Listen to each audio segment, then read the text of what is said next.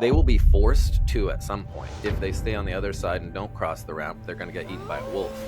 If we are on it, which I think we will be, on a Bitcoin standard, then we could end up in a situation in a couple hundred years where I'm only 99% certain that Bitcoin will succeed for hundreds and hundreds of years. Bitcoin is just going to change the world. Like, countries are going to battle over that. We're past the point of no return when, we're not ever going to zero. Like, anybody that says things like that, you can just rule it out. We could throw all the charts and graphs and the cycles and all the other shenanigans out the window and just hold on for dear life. Today, I'm excited to welcome Loren Hodl to the podcast. Loren is co-host of Bitcoin Today on Spaces and is hopeful that Bitcoin will advance humanity towards a more positive and prosperous future.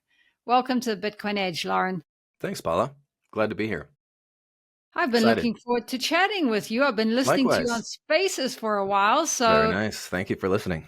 Yeah, I'd love to hear a little bit more about yourself and what led you to Bitcoin. For sure. I've said the story a few times, so it gets a little redundant. But I first heard about Bitcoin through one of my nephews who was mining Bitcoin on his laptop, but he could never articulate it that well to me. So it really seemed like a scam. It really seemed like what I'm getting back from, people when I'm trying to explain Bitcoin to them, where they're like, this is really sketchy and weird. So that was my take at that time. I played a lot of poker. So my second touch point to Bitcoin was at a time when the US made it illegal for banks to fund these offshore poker sites. And so Bitcoin was one of the ways that some of my poker player buddies were using to fund these sites. And then finally, I watched this movie called The Rise and Rise of Bitcoin, which was really the third and final touch point for me, the aha moment, if you will, where the light bulb clicked on. And I really was thinking about, true scarcity, and is this computer network really reliable? And could the governments, all of these FUD checklists that everybody really should go through on their own, because you can't ride somebody else's convictions. So that was my moment where I started diving deep and going like, if this really, almost everything in life that seems too good to be true usually is. Often I just disregard something right out of the gate because it's too good to be true. But this one, in my third touch point, I really dug deep. And then I was just like, oh my gosh, this really is amazing. And unfortunately at that time, like most people on their journey, I was in it to make money, not really knowing what money was. But I mean, hey, that was my welcome to Bitcoin moment. And that's when I started, buying Bitcoin. So I think of it differently now. I think of it as opting my value from one value keeping system into another instead of just like buying Bitcoin. I'm not even a huge fan of that term. But yeah, that's when I first bought Bitcoin. Yeah, very cool. So I love your tagline on X, and I read it before, but I'm going to read it again. I'm hopeful that Bitcoin will advance humanity towards a more positive and prosperous future. Yeah. How did you get to that point?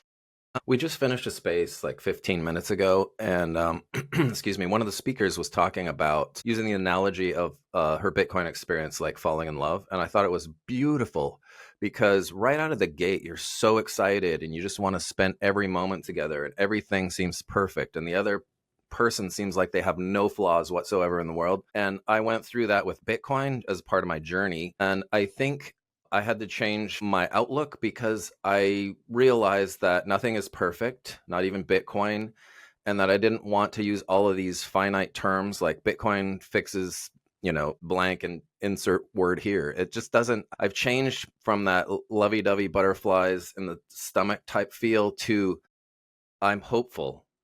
Because really this movement is more than just me getting rich in fiat terms. It's more than just me. Like my life is just a little tiny pinprick, but it also isn't fixed in stone that Bitcoin is going to just fix everything. So I had to tone it down to like, I have hope and I have faith. I'm not 100% certain, and I'm not going to just jam it in somebody's face that, oh, Bitcoin is going to fix everything. But I have hope that based on this system, we can have a more prosperous future, especially when you look at things in the context of where they are right now, and things are denigrating. I don't want to be labeled as a doomer or anything else because I really do have a positive outlook. I enjoy the hell out of my life. Like I'm wearing a Life is Good shirt right now. because life is good, and I'm positive and I love life. And I wish I could stay alive for 200 years because I love it so much. But at the same point, I live in a town where I could drive down the street 15 minutes away from my house and see homelessness and despair and hopelessness and people living on the street and people doing drugs to escape the reality that they're in because they don't have purpose and they don't have hope and they don't have love and they're lacking all of these things in their life. And that's where this tagline that you mentioned comes in, because I'm hopeful that we can actually find a place for these people in society, because I believe there are places for people. We're not all cookie cutters and can't all do the same thing. So I believe there is a place for artists, and there is a place for ditch diggers, and there is a place for construction folks, or whatever it is your niche is. And it's just really difficult in a system where everything's been obfuscated and everything is about the almighty dollar instead of about people being first on that list. So that's kind of the evolution of that tagline. Yeah. I spoke to Joe Bryan yesterday, and we were talking about all the things that You spoke to Joe Biden yesterday? Biden, yeah. Joe Bryan, Okay, yeah. the guy who did the What's the Problem video. Have you seen it? Yeah. I don't think I've seen it, but I've heard Yeah. So yeah. he did that video that went viral, and it talks about all the things that Bitcoin fixes, including the food, Yeah, for sure. the war Energy. Yeah, complex, energy, everything. And with sound money, those things can and will improve. for sure. Yep. Yeah, no, But and so, go what's ahead. your hesitation on On being why? more definitive in the whole Yeah. thing, I think that probably the number one thing is human nature. And human nature being the fact that we want to hoard and we want to look out after number one. And then outward from there, we go to our next of kin, our immediate family members, and outward from there. And I think that a lot of the things in society now, like we look to, in our country, Uncle Sam, the US, our governments to keep care of us. But back in the day, before we had all of this stuff, we actually looked out on compassion and love and human interaction. Churches stepped in to fill voids. Like one of the reasons now we have issues where disaster strikes, a tornado or whatever it is, a tsunami, everybody's looking for the government to come and save them. And in some of these situations where we say, Bitcoin will fix this, I don't know, it's about creating an entirely new system. And I think the inevitability for human nature to step into that mix could foul things up, or the possibility that Bitcoin is obfuscated somehow, because I do think that there's potential, albeit small, or not failure, more. And this could be way down in the future. So to me, I used to be 101% convinced that Bitcoin is just going to change the world, and make it a utopian society. If you've ever watched Tomer's video where, everything is just pristine, to me, that is more a utopian of an outlook. I hope that's the case. But I also think that, so to me, that's a high probability. But I want to be realistic. And I also think to get the message out there, when you talk like that to people, they think you're a ding dong. They think you're wearing a tinfoil hat and you need to go have your head examined. So a couple of reasons. A, I'm only 99% certain that Bitcoin will succeed for hundreds and hundreds of years. And B, I think it's a better message to get out there than I know everything, this is 100% guarantee, and have fun staying poor. I just think that toning that message down really helps people open up their mind to go yeah, maybe he's right, instead of just going, oftentimes you just have somebody throw up a wall of I'm not going to listen to this idiot. He's a know-it-all that thinks that he knows how to fix everything. And that's just such an armchair quarterback thing. And they just tune you out right away. So probably those two reasons are why I tamed it down from Bitcoin's going to just create a utopia to I'm hopeful that it will create a position for people's lives that they can actually have fulfillment and joy and love and all these wonderful things in their life. So that's kind of why. Long answer. Has your life got better since you've adopted Bitcoin? Undoubtedly. Yeah. You opened up Pandora's box, because my life up until this point has been a tale of searching and never giving up. So huge failures in my personal life, careers.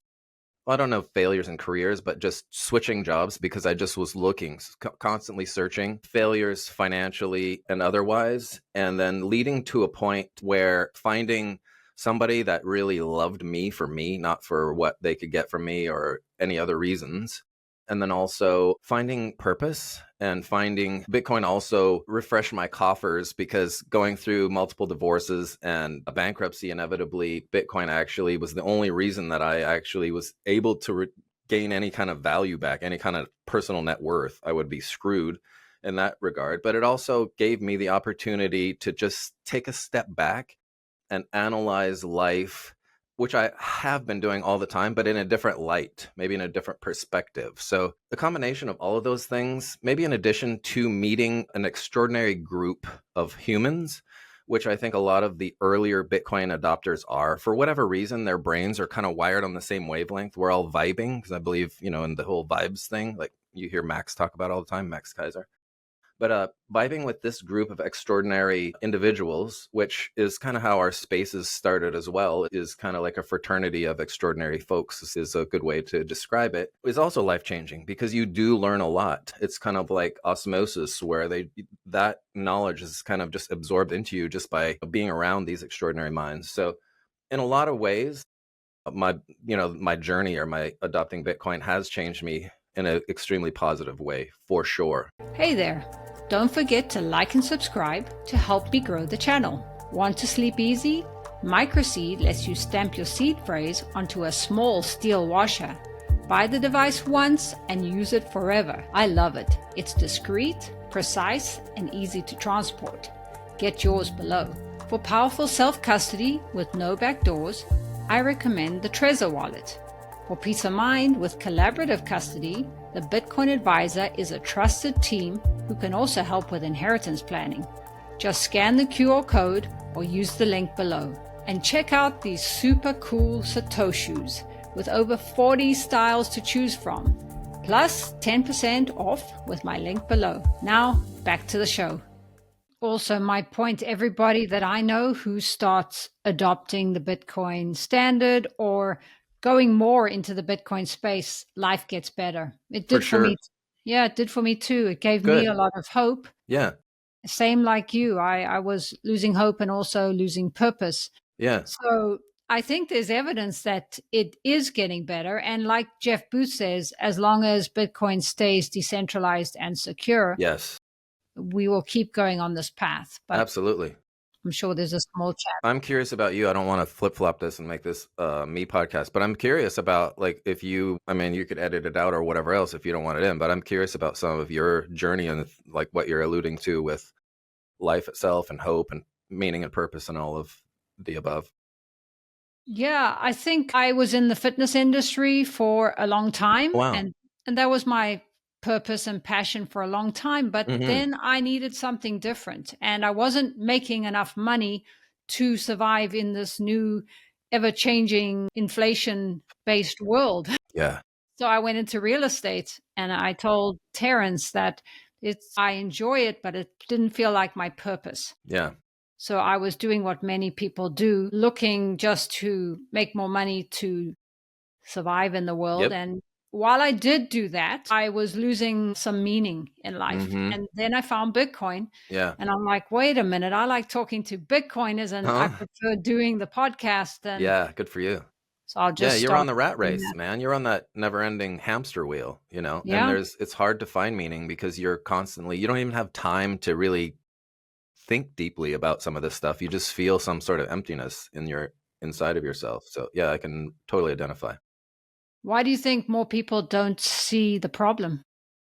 Honestly, I have a very close family that I don't know how else to articulate it to them. I've tried analogies. I've tried, talking about value and subjective value and all these different kinds of things, and how foundational, like the elementary level of being human, being alive in a society, is this exchange of value. And it's, just going deep on some of this stuff, and they just don't get it. And I think a lot of them are stuck in that rat race where they're, don't have time to really even do a deep dive.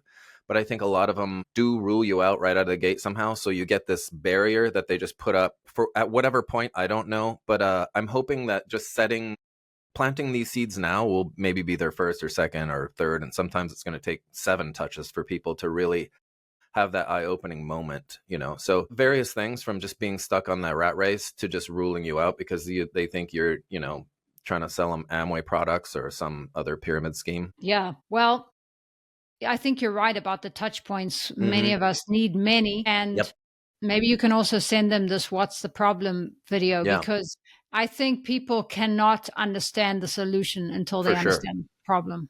Yeah. 100%. Yep. Yeah. I haven't had great luck orange pilling, but I'm creating touch points. Yeah, good. Yeah. Yeah. No, I'm What is totally your with you. what Go is ahead. your mission with your spaces?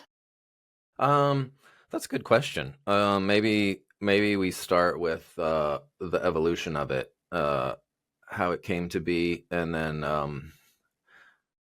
I'll just answer the question right out of the gate, and then I'll backtrack to the beginning. I really think that I have a goal for it, which is, uh, and it's kind of changed. It's kind of evolved from the first priority being just hanging out with that cool fraternity of folks that I talked about earlier.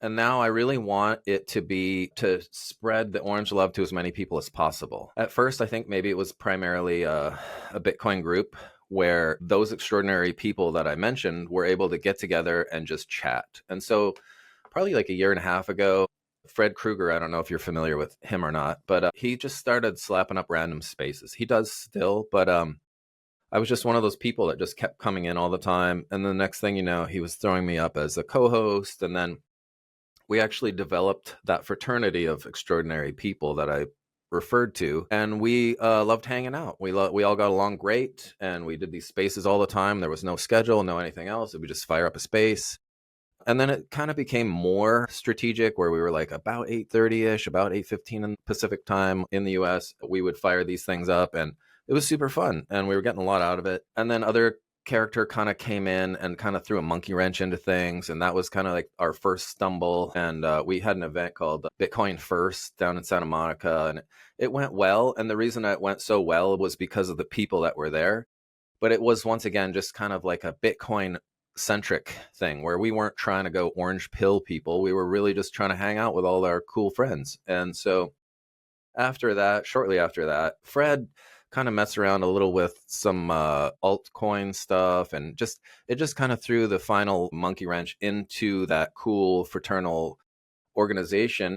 I really loved that part, and I missed it, and I really wanted my homies to stay around and like us to be able to chat and whatnot. So that was a big void, and so I picked up the ball and just kept running them. There was a group of people that started a group and created the name Bitcoin Today.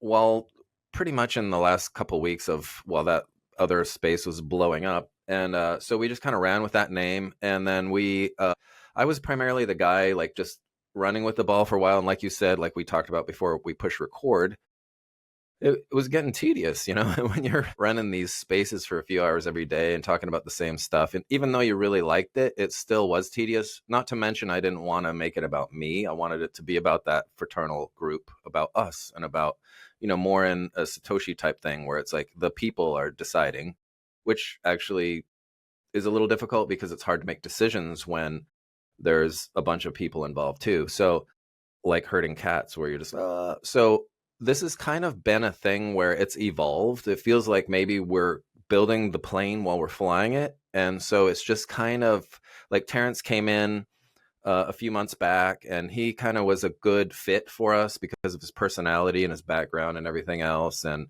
we gel well together. And then we've had other select hosts that are, making a big splash in people's lives with what they're saying. And, I think a lot of the folks that are involved in our space are really in it for the right reasons, which isn't ego. They're not out trying to peddle something. I can't think of any of us that are making a penny at it. We're really just doing this to be altruistic and to try to get the orange love out. And secondarily, to hang out with that really cool group of people that I keep mentioning. So, there's a ton of really intelligent people in there, and you can actually glean so much valuable information. I don't agree with all of it, but I love hearing both sides because I have totally changed many of my opinions and whatnot based upon listening to both sides of an argument and being able to, use my own brain to figure it out. So there's a lot of reasons that I feel this space is valuable. It's valuable for me for sure.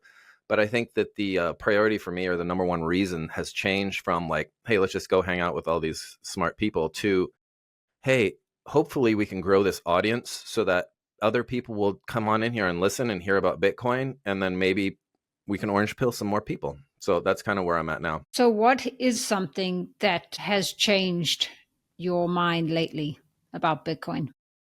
As far as the being less all romantic-y about it and it's going to fix everything, to like a tiny bit more pessimistic, maybe, is that the kind of stuff you're, I mean, honestly, hearing stuff about like the op return, the bit devs, listening to people like BTC Boomer or whatever, Bob, saying, there's a red flag if we have some of these centralized mining pools. If these centralized mining pools are able to work in conjunction with a compromised Bitcoin core and the wrong BIP gets through, like the op return wasn't a big deal because it wasn't any kind of consensus related thing and whatnot.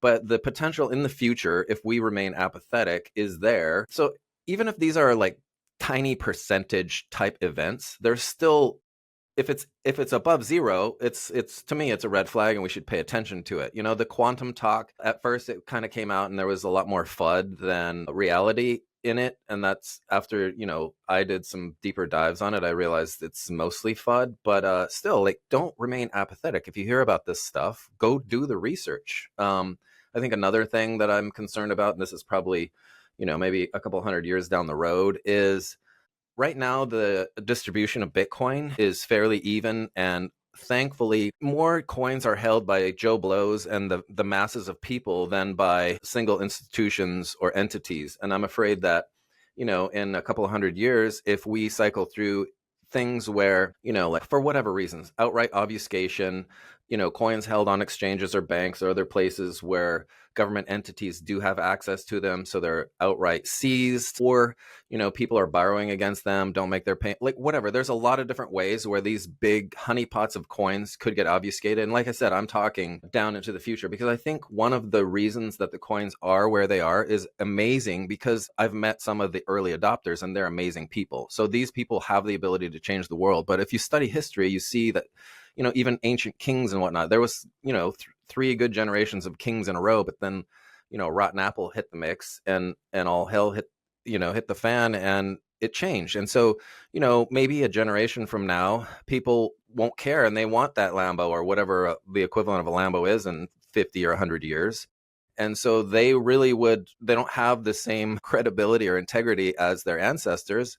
And potentially, if we are on it, which I think we will be, on a Bitcoin standard, then we could end up in a situation in a couple hundred years where the coins switch from being massively distributed amongst people to centralized entities once again. So it's just another thing. I don't think that's a huge deal, but it is something that when you're saying, I'm not going to talk in finite terms and say, but I'm hopeful. But hey, guess what? If you do study history, we know there's turnings and there's cycles. So let's enjoy this ride up. If these things do happen, I mean, I don't see any other alternatives that are viable for hope for humanity in the future, because the way we're trending now with the current fiscal system and the current way the world is run, like, we're screwed. Like, we're really, human beings aren't the top of the priority chain anymore. The almighty dollar is, and that looks really ugly. So I don't want to sound like a doomer or anything like that, because I'm not. I'm super hopeful. But even if these things that I threw out there have a 1% or 2% chance of any reality, let's address them, and let's figure out ways that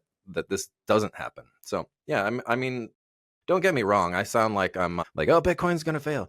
Honestly, when people address you with these kinds of concerns, it's really good to not just shut them down and just give that finite, hey, Bitcoin's going to fix that, but just say, oh yeah, hey, you know what? You might be right. Maybe in 100 years or 200 years, that could be a potential. But what's the alternative? The alternative is we continue going down the path we are now, then we're really screwed. You know what I mean? This current system is not going to make the world a better place by any stretch of the imagination. So let's give this a shot. So even if that's a remote possibility that things could go south in 100 years or so because of whatever reason, still let's take that shot, because we have a much better chance of that being successful than anything else that I see, including the current financial system. Yeah, I agree. It's good to be aware of these things. And from what I understand, as long as we keep running nodes Hmm. and keep Bitcoin decentralized and we keep it in self storage or collaborative storage. Are you an advocate for that?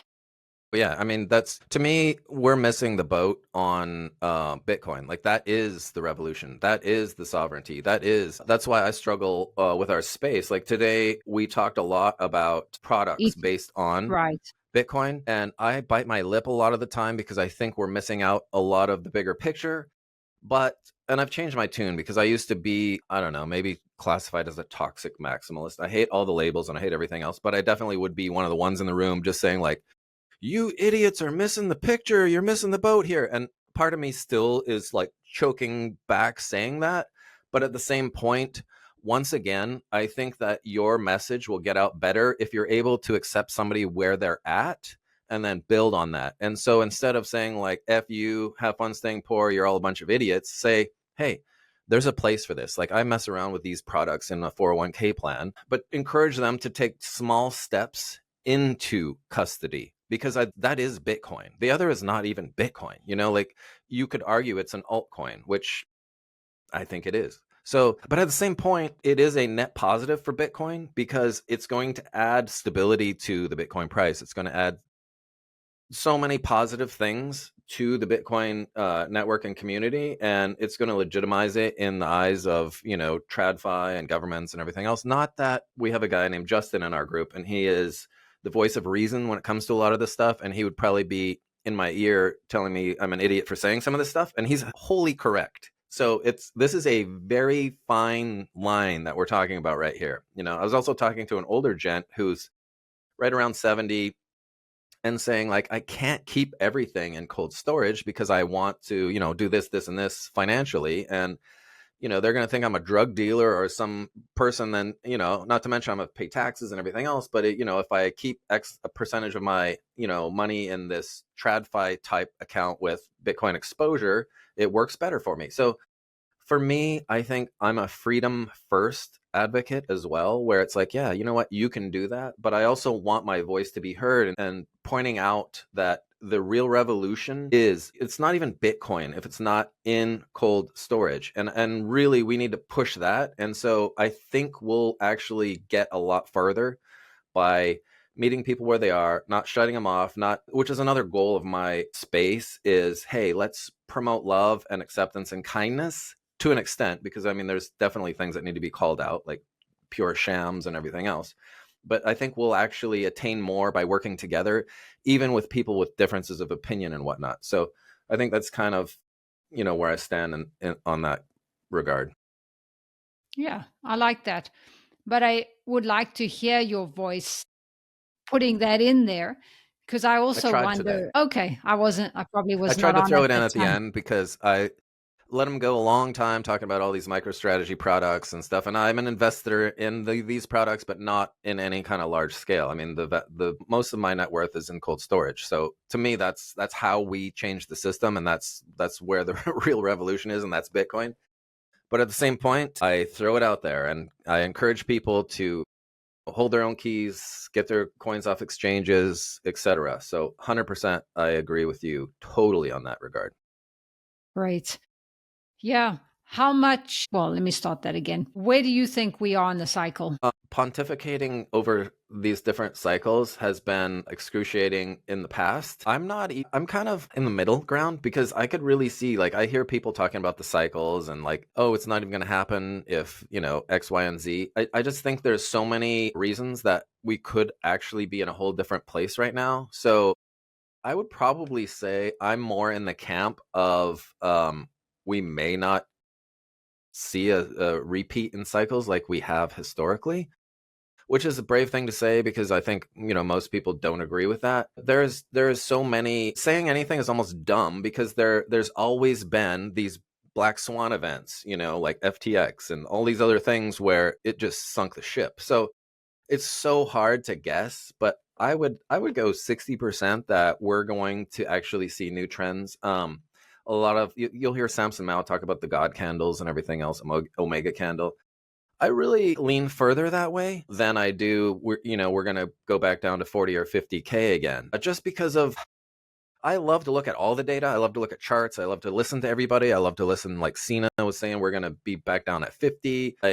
I'm not a proponent of like power law or anything, but I look at it, and I really don't think that Bitcoin is going to be a chart and graph type thing, just because once like governments catch on and maybe they do a FOMO print to opt straight into Bitcoin with all their printing, then countries are going to battle over that, and it's going to be a race to debase when it comes to printing and opting into Bitcoin, or companies do a similar strategy.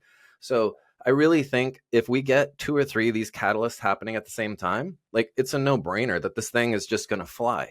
Once we have an intersection of supply and demand, it's going to be a different ballgame. And I think at that point, which we've got to be close, I think we could throw all the charts and graphs and the cycles and all the other shenanigans out the window and just hold on for dear life. That's kind of where I'm at. Yeah, it's an interesting discussion. And I Mm-hmm. think part of what you were saying before, the focus on price is Yeah. not the best thing for No, Bitcoin anyway, but no, but it's it just brings people fun into the to room listen. to listen. They It love it. does. It does. It brings people in. That's what people want to hear. Mm-hmm. And it is going to go up as we Yep. continue to print money. Yep. But my thought is that I believe the cycle will continue, but the downturn will not be as much. For And the sure. reason why I Yeah. think there will be a downturn is because of all these leverage plays and Yeah. these businesses that are putting Bitcoin on their balance For sheets. And sure. I Yeah. think MicroStrategy, of course, is going to do well. Yep. Because of their 7K average purchase price versus the people Exactly. getting in now. Yeah, And for they sure. were first mover advantage and all of Yes. that. 100%. And Michael Saylor, I mean, what a brain. Yeah. No, But that's at the a same time, Jeff Booth said there will come a point when because I asked him, I said, MicroStrategy or strategy is mhm. on the fiat rails. Yeah. Really, if we buy MicroStrategy, you get price appreciation, Yep. not Bitcoin. Right. And he said there will come a time when he has to choose. So there are a lot of people who think that at some point, but that could be 10, 15 years away. For sure. No, your reasoning is sound. Like that's spot on. That's why I struggle, because, what you described could be, this cycle's FTX, where it's like, okay, here's where all the price drop is coming from, because all these leveraged players are just getting liquidated right now. So you're 100% right. So it's like, you guess which way it's going. That's extremely sound logic. So I couldn't disagree with you. That's definitely a high probability. And I think for new people coming in the space, it's just good to be aware that that Yeah, could happen. It could for happen. sure. Yeah, yeah. Yeah. No, I mean, I'm an emotional person, but like my early days, like I would just losing my mind, like just like watching the price charts, and just, it's like, oh, my net worth just went up by blah blah blah, and then the next moment you're like, oh, I just lost blah blah blah blah, blah dollars. It's an insane thing, and it just keeps you on these crazy emotional swings. So if you over time you just don't even worry about that, and like you said, the price means nothing. It's how many out of 21 million. Like we denominate our value with US dollar, which is an ever increasing thing. And I mean, just the term denominate, like if you look at a fraction, the denominator is the bottom number, and what you have is the numerator on top. And when the denominator keeps going up, like you mentioned earlier, it really values your and debases what you can do with your numerator up here. Like I have 1 out of 100, and all of a sudden that hundreds just starts skyrocketing, and you're getting screwed basically. So yeah, you're 100% on the ball. I agree totally. So, what else have you learned since going down the Bitcoin rabbit hole? Has it changed other things in your life? I hope so. I don't know. It's hard to say, because when you're it's difficult for somebody to be analytical of the man in the mirror, because you have biases, and so it's easier when you have somebody that you're very close to, that you trust, to analyze you. And I think for me, that's my wife. I've struggled with like ego and things like that in my past, and I think that, I don't know, it's Bitcoin. When I came into Bitcoin, yeah, I guess you could say Bitcoin gave me the ability, just because I've done so much self reflection and just looking at why am I doing what I'm doing, like why. And when you zoom way out on the just the little pinprick that your time on earth is, you really have to like look past yourself, and of course we all like a little pat on the back, and we like I love going, like I went to the Vegas conference, and it was super nice to have people come up and say that I have had a positive impact in their lives, and that felt great. But I don't want to make that the primary concern of what our mission is in this space and beyond. And so I hope that to answer your question, that has grounded me more, maybe helped swallow my ego a little bit. I'm not a perfect person by any stretch of the imagination, and I have a long way to go, but just to be more aware of myself, enjoy life, look forward to like a happy, wonderful future, and realize how precious time is, because that's more important than Bitcoin. Your health and your time and your family and love and all that stuff is more important than Bitcoin. But just having the opportunity to just step back and reflect and zoom out on those things, and then maybe even like the fraternity of extraordinary folks that I keep referring to, they've helped me to even maybe like articulate my thoughts and feelings and things more, and to understand broader concepts, and just to be a better person overall. So, I mean, I don't want to get in the camp of like, oh, Bitcoin fixed everything and fixed me and everything else. But really, you could say that a combination of all of these things,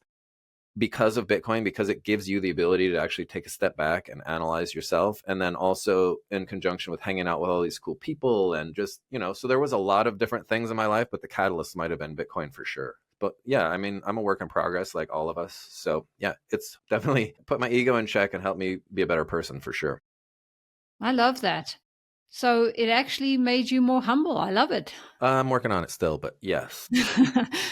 Stay humble, stack sats. Right? Yeah. Yeah, yeah, for sure. Matt and Marty. We've talked about it a little bit, but what do you think are some of the biggest factors that stop Bitcoin adoption? Yeah, I mean, stopping Bitcoin adoption, I don't really think that it can happen. I threw out well, probably the things that I think maybe the greatest red flags. We had Marty Bent on the space like a week or so ago, and somebody asked him the question, a similar question, like what could stop Bitcoin? He said apathy. I thought that was a good one, but it's pretty general. And I think, some of the things that I mentioned about a compromised core dev group in conjunction with a centralized mining pool that had the ability to actually change consensus, if the wrong BIP came out into the wrong pool, where it actually could involve some sort of negative consequences, and or something down the road where somehow, some way, the coins end up in these centralized locations that don't have the best interest of humanity in mind. So I really think those are extremely long shots, but I think if we're apathetic and don't actually make these changes, then I think, it could tweak things. I mean, we're so far along on adoption when it comes to the amount of coins that have already been minted and are actually out in the wild. I think as far as Bitcoin adoption goes, we're past the point of no return when, we're not ever going to zero, like Peter Schiff's, like that's actually a very unintelligent thing to say. And anybody that says things like that, you can just rule it out. It's like you might as well go down to the special needs center and talk to those folks, because really that's what it's like. Don't even give them the time of day. If you encourage that kind of behavior by even interacting with it, you're giving them a platform. So you're best off to just act apathetic and completely ignore it. So I really think we're past the point of no return when it comes to actual Bitcoin adoption. But the big red flags would be apathy, like us, the Bitcoin community, which is ever growing, not addressing some of these things and taking them seriously, like quantum even, and other things that could potentially be problems. And what about regular people adopting Bitcoin? Like you mentioned, some people think it's a scam. Hmm. What other things? Unit Well, bias is a big one. yeah, I again think once it's kind of like the sheep. I watched this video where some shepherd was trying to get the sheep to cross this little tiny board to get across this creek, and he just shoved like one sheep down on the plank, and then after it, like, the rest just followed. And I think once we hit a point where the rest of the sheep won't have a choice, not only because they're following a leader, but because the vast majority of other people are already doing it, and so they're just going to do it because the sheeple will just follow. So they will be forced to at some point. It's like if they stay on the other side and don't cross the ramp, they're going to get eaten by a wolf. So it's like there will be no choice. So right now, like, luckily for us, we were part of the early adopters, the people that are benefiting from the ability to use our brains and whatever else it is that enabled us to see past the hey, this isn't a scam, this is actually the real deal. And I got fooled by a bunch of altcoins and stuff, but then came back around to realize that it's just Bitcoin. And so we're going to be rewarded for that, and we are, and we have been. But the other people are just going to be like, it's just money. We say I'm a Bitcoiner, but in 100 years from now, we probably won't say that. You don't say I'm a US dollar or I'm a franker or I'm a whatever. I'm a waner. You're just a citizen of whatever country or whatever. It's just going to be the backbone of the system. They won't have a Yeah, choice. It's just going to happen. yeah. I think you're right about that.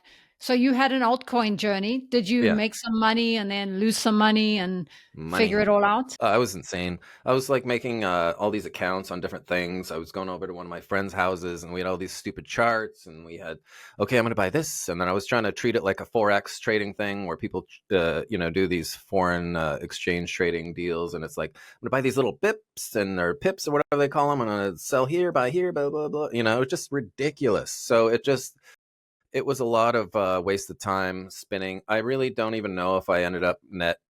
Yeah, I mean, I made money, quote unquote, because, I got in early right away with Litecoin and ETH and all the rest, and then just started dabbling with all the other insanity as it was coming onto the scene.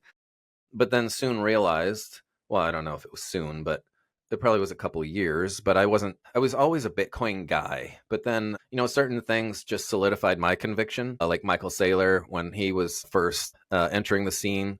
He was one of the reasons that I ditched all my altcoins as well, even the ones I had left, because I was pretty much over it at that point and realized it was, a fool's errand. But yeah, I mean, I think I was a net positive, and it wasn't anything to do with how intelligent I was or whatever. More as it was just the luck of the draw that I got in early on some of these things, and thankfully didn't get rugged on them.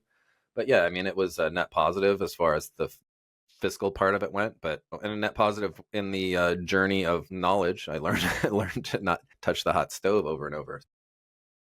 So, as you know, ETH and Solana and many of those are still around, and some of them are being used, and the Yep. adoption is huge, Yep. especially with trading. Yep. What would you say to people that's the big difference between cryptos and Bitcoin? Man, oh gosh. There's a lot of things that differentiate them. The decentralized factor, the security factor, the finite factor. It really just depends exactly on whatever token or whatever altcoin that they're messing around with. And I've heard some arguments for other type of layers, they're often called, on Bitcoin that really are just altcoins. And I really think that possibly in the future there could be things that actually make sense in that role. If they exist right now, I'm at a point where I really don't care because I want to make sure we push Bitcoin past the finish line as far as some of the things we've been talking about. It's like, hey, there's adoption's going to continue. Bitcoin's going to be infallible, as in the things I mentioned. Really, if there is a 1% chance, we're going to minimize that down to 0.00001. So to me, let's worry about Bitcoin. And when you have Bitcoin out there, I don't need to F around with any of the third layer stuff or sixth layer or whatever, because maybe if I had a purpose and, I have a buddy that organizes an El Salvador motorcycle trip. And, one of the people was in a country and he said, well, the thing that works best for me to pay you is this thing. Maybe if they have a specialized purpose to mess around with any of that kind of stuff, fly at it. But I would convert it straight to Bitcoin, like right out of the gate, as soon as I could. I wouldn't mess around with the other stuff, and that's not my forte. That's not my area of expertise. I'm not out there trying to build on Bitcoin or make the world a better place by making a coin that I can exchange with Zimbabweans and make it easier for their life. Until then, why would you mess around with, you've got the most wonderful woman at home with you right there. Why are you going to go to the whorehouse? Like, don't even go. Like, it's, and I'm not saying that, hey, something might emerge in the future, but who cares? Don't worry about it right now. You know, I'm from Zimbabwe. You're from Zimbabwe? Yeah, that's funny. Oh man. What are the odds of that? I know. Yeah, they need another currency, I'll say that. But yeah, and I think the big thing that Bitcoin has, we know it's proof of work and Hmm. bounded by Right. energy. And Yeah, none yeah, of yeah, the exactly. others are. That's None on of the the list. others Yeah, are. for sure. Yep. They all have a central leader who can Yep. rug pull at any time. Yep. So there's a lot going A for lot. Bitcoin. Yeah, for sure. Yeah. Yeah.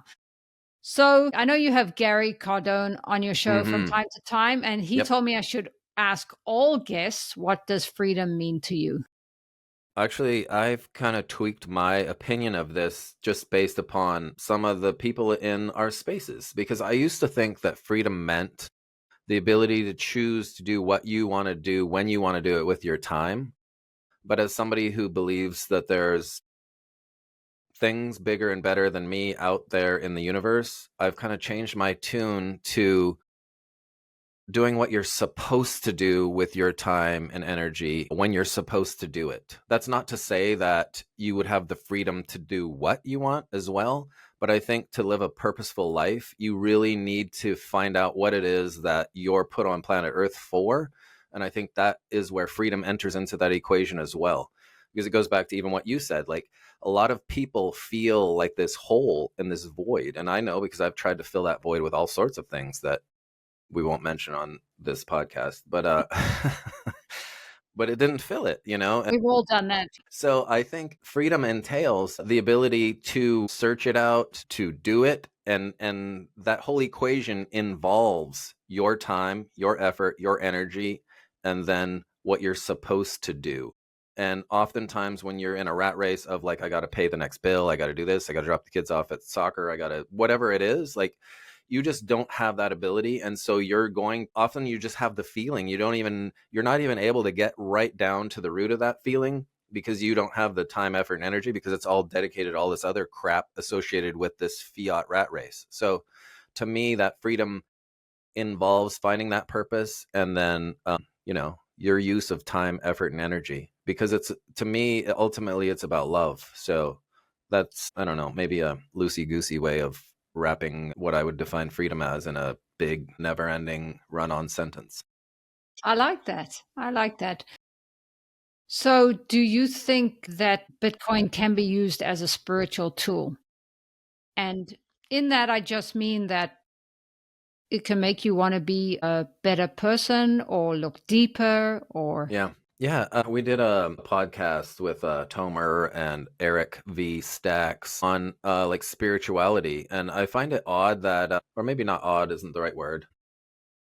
When people have that time, and oftentimes you hear the term low time preference, when you're in that kind of mindset, you ponder things like this more. You zoom out more and you wonder why you're here. You have these more existential thoughts of like, what is this all about, this life thing? And I think it brings people to a lot of places where spirituality, which is a very generic term for the deeper things that we can't define through traditional science or other things, but we actually know exist because it's just, like love and things in the invisible world that we just can't define using all these measurements, our five senses and whatnot. So absolutely, without a doubt. And it's not just my opinion, it's what I've observed in other people. Like a lot of people come to God through Bitcoin, which God is a huge triggering word for people, but who cares? That probably means that there's something inside of you that you need to work on if you're triggered by one word, So for me, I believe in God, and I never really, like, I was raised in churches and everything, but I didn't wander, but I did search. And in a lot of my searches, a lot of the people that I went to church with would have said I backslid and I failed God and all this other stuff, but deep down I didn't.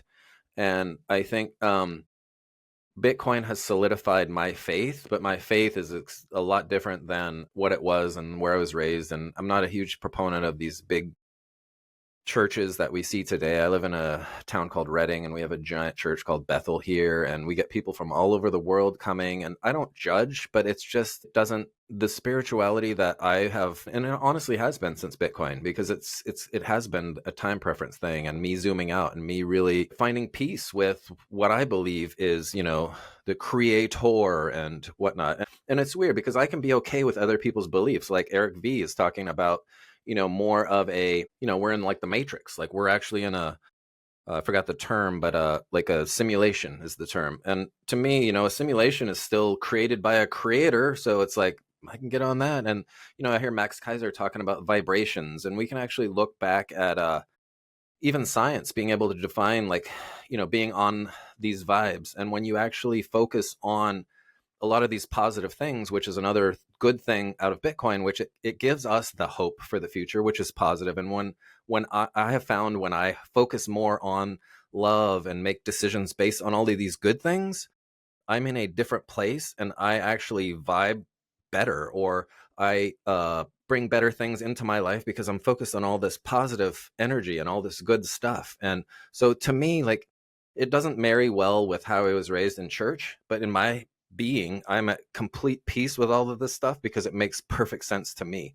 So yeah, I think a lot of other Bitcoiners are either, having their come to Jesus moments, or God, or spirituality, or whatever it is. So undoubtedly, and like I said, I don't think that's just based on my opinion, but it's from what I've been like observing in, Bitcoin, in the Bitcoin community as a whole.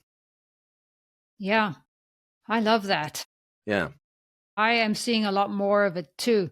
I do a short spaces on Friday about Bitcoin and spirituality, Oh yeah. and it's getting more and more popular. Some days it's popular, some days it's not, but there are a lot of Bitcoiners who it does resonate with. Yeah. And we did the manifesting one, which is what you just said. Right. Yep. Talking, when you put out good energy, you Mm-hmm. tend to attract that back. And I've been following that for the last 8 years, and it absolutely works. And Yep.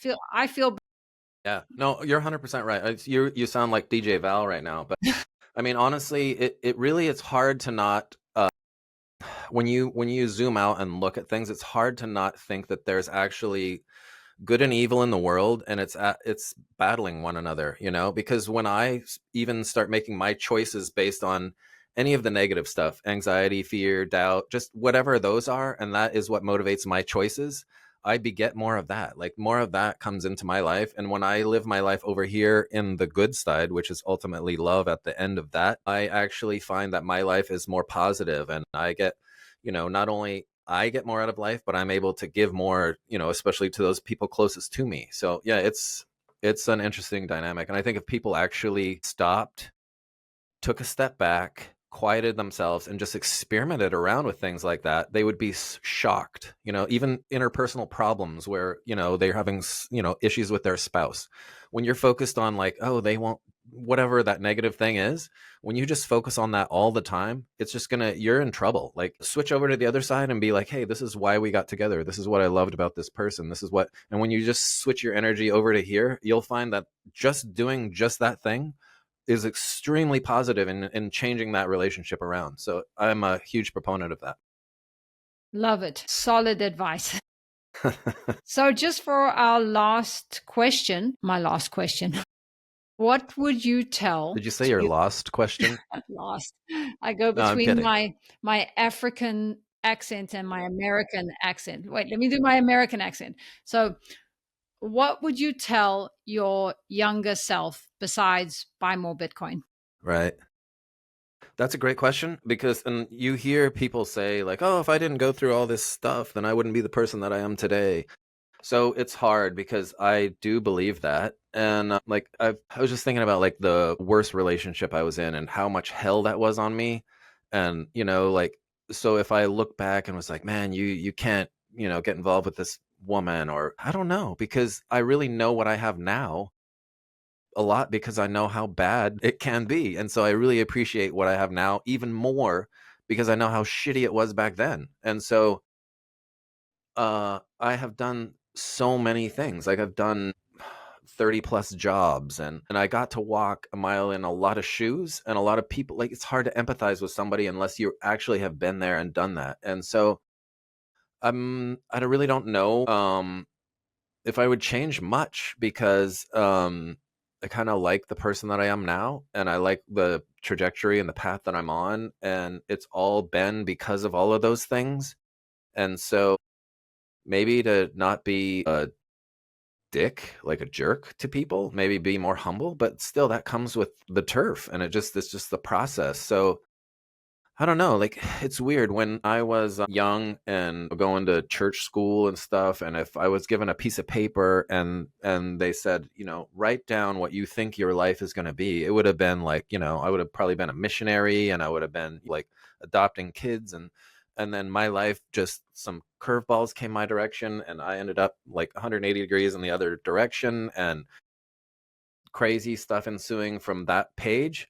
But that was all part of making me who I am today. And I wouldn't have been aware of a lot of things because I wouldn't have experienced them. So I don't know, man. Like, maybe I've always tried to live my life by the motto of like, have the least amount of regrets when you're on your deathbed. And I think I just always took a lot of chances, and I would probably say the same thing. And that's what I did. I've always, always, always, always just got back up on the horse and just been like, I'm going to keep trying. I'm going to search. I'm not going to give up. I'm going to try, try, try. And I'm going to take chances. So I don't know. I just, I like that. yeah. Maybe it's don't give up and Yeah. everything's going to work out. Just Hmm. trust. For Yeah. sure. Yeah. I love that. I love your Beautiful. journey. Thank Yeah. you, Lauren. Thank you.